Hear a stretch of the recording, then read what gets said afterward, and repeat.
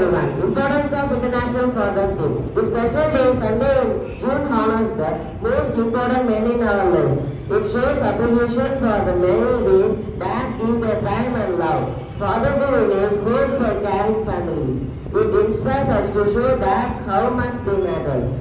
Full form of the word father includes fantastic, advisor, teacher, hero, exceptional and remarkable. It was first promoted by Sonora Smart Board of Spokane, Washington in 1909. It is currently celebrated in the United States annually on the third Sunday in June. Father's Day is to honor the contribution of all such fathers and fatherly figures and to celebrate the paternal bonding. The special day is observed every year as Father's Day. The day is celebrated on different dates in various countries of the world. However, in countries like India, USA, UK, Japan, Ireland, Bangladesh, Pakistan and others, the Father's Day is observed on the third Sunday of the 16th June of the year 2024. Thank you.